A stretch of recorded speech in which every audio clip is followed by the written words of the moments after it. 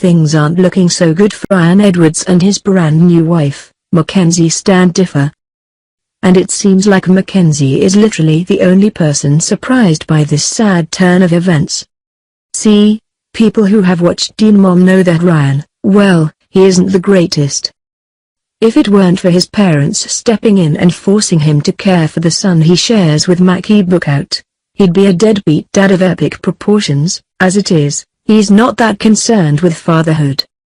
He's always been a bit of a jerk, and in recent seasons of the show, he's been rumored to be high pretty much all the time.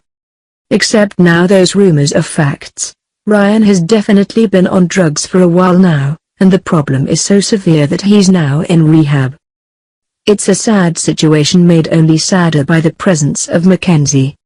She's 20 years old with a 3-year-old son, and she made the decision to marry Ryan days before he left for rehab and less than 6 months after her first marriage was officially over. We don't know what's going on with this girl, but it can't be good. Why bring her young child into the home of a drug addict? Why marry Ryan so fast? Why not at least wait until he's clean? None of it makes sense, but it looks like she doesn't particularly care. Mackenzie has been going off on Twitter on anyone who has the nerve to say anything negative about Ryan or herself, and she started with Ryan's ex, Dallas Connell. Dallas dated Ryan several years ago, and she claimed in a new interview that she was with him when his drug addiction began all the way back in 2012.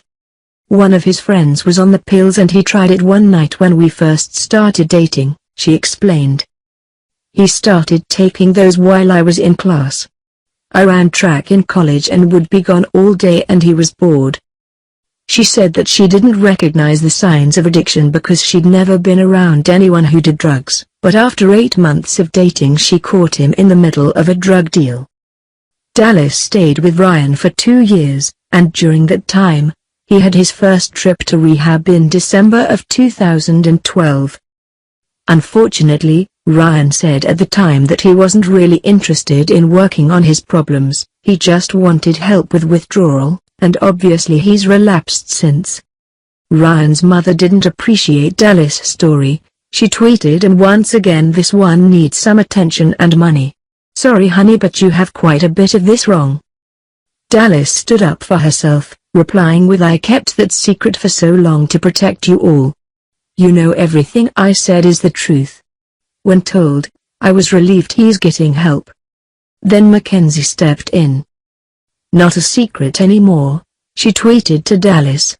"But keep running your mouth. Remember who you and Ryan have in common. Before and after you broke up." What does that even mean? If Mackenzie is going to get into Twitter fights, she should at least try to make sense. It's also a good idea to have the high ground in these sorts of situations, and it's obvious that she doesn't hear. After all, as Mackie said, Mackenzie and Ryan's parents have been more concerned with appearances than with getting Ryan help. If that's true, good old Mac here should keep quiet. But that's obviously not happening. Mackenzie also tweeted about recent reports that she's lost custody of her son to her ex-husband. She says they're wrong. "There was an error in paperwork in the court," she explained. "Our child support was wrong from day one. Never lost custody. Never had to pay." So instead of Mackenzie being ordered to pay child support, she's saying that her ex-husband's child support payments have changed. A gossip site called All About the Tea insisted that she was lying, and that she did indeed lose custody, but she wasn't having it. "Seriously, to hell with you and your tea," she tweeted.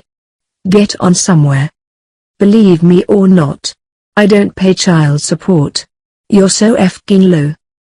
The whole thing is just a great big mess, and we can't imagine things will get much better once Ryan gets out of rehab. But hey, congrats again on the marriage, you're all.